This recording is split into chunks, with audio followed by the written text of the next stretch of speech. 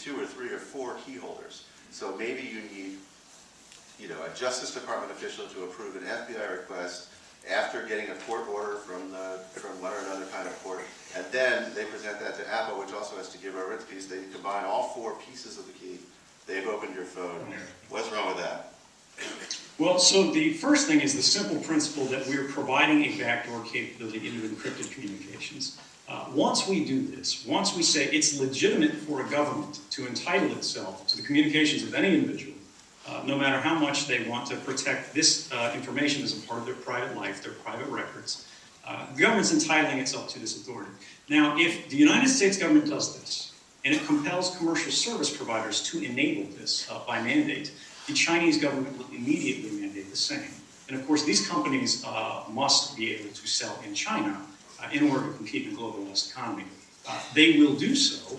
And then what have we done for sort of human rights or basic liberties worldwide when we are basically empowering some of the worst actors on earth, particularly in a case where it's never been shown to really be necessary. And beyond this, we're enabling competitors who do not compromise the security of their devices. Instead, what we're going to see is we're going to see significant companies, anybody who makes a meaningful product that has meaningful security guarantees, relocate. They're going to reincorporate under different jurisdictions that are a little more rights friendly. And then people are going to be buying Korean phones or Swiss phones or Swedish phones as opposed to American phones, because American phones cannot be trusted.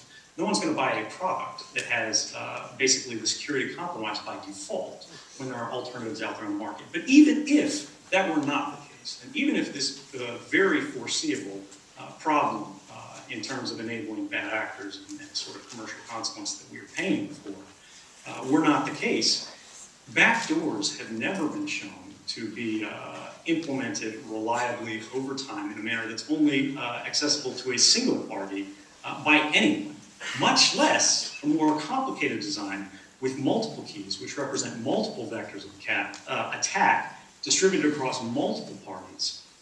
That's much more complex.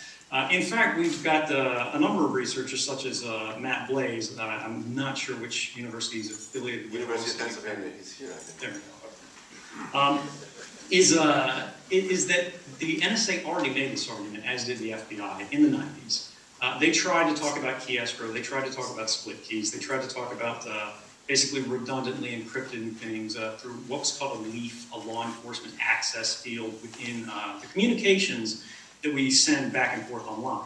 Where they were, all right, this will be protected against most people, but it'll have sort of secret access field for the people we want to let in. The problem was that it was not secure, and the problem is that when they asked Congress for this authority, Congress said no. Congress said we don't want to do this. We have, you know, we have a Fourth Amendment for a reason.